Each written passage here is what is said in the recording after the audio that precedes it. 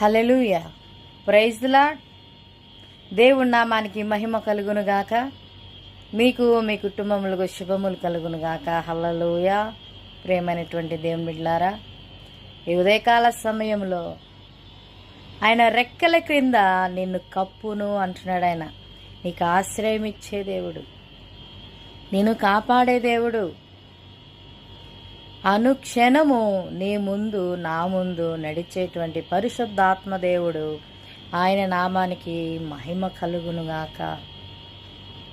తల్లిదండ్రులను సన్మానించువారు దీర్ఘాయుష్మంతులు అని దేవుని వాక్యం సెలవిస్తూ ఉంటున్నది.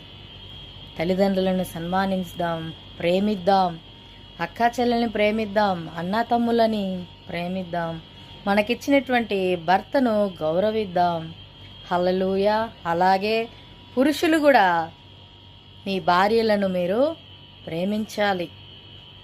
మరి యేసయ్య ప్రేమను కలిగి ఉన్నటువంటి మనము మన కుటుంబంలో మనము సాక్ష్యం కలిగి ఉండాలి.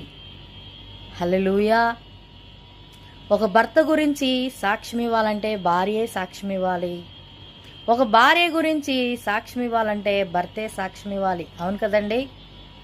ప్రభాషారా దునియారా, ఇప్పటి వరకు నీ భార్యను బాధ పెట్టావేమో, నీ భర్తను బాధ పెట్టావేమో, నీ కుటుంబంలో సాక్ష్యం లేకుండా జీవిస్తున్నావేమో.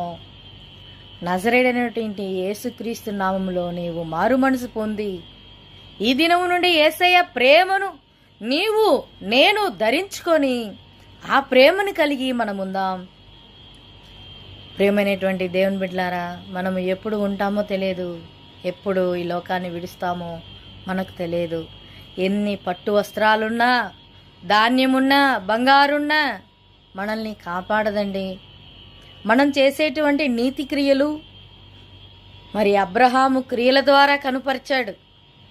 అలాగే మనం కూడా ఈ లోకంలో జీవిస్తూ మరి తగ్గింపు జీవితమును కలిగి మరి సాత్వికమును కలిగి మనం ఉన్నట్టయితే దేవుడు ఉన్నతమైన స్థానంలో మనల్ని పెట్టనే ఉంటున్నాడు.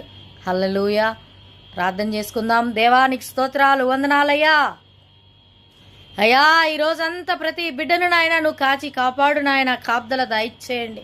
మీ ప్రేమను ధరించుకునేటువంటి ప్రతి బిడ్డగా మమ్మల్ని బ్లాక్ చేయండి ఫాదర్. అయ్యా, ప్రతి శత్రుని కార్యములు, దయ్యపు కార్యములు గాదించి బాధించండి. యేసు అనే నామములో ప్రార్థించి అడిగి వేడుకుంటున్నాము తండ్రి. Amen, amen, amen. Praise lord, praise lord. దేవుడి నామానికి మహిమ కలుగునుగాక. హల్లెలూయా.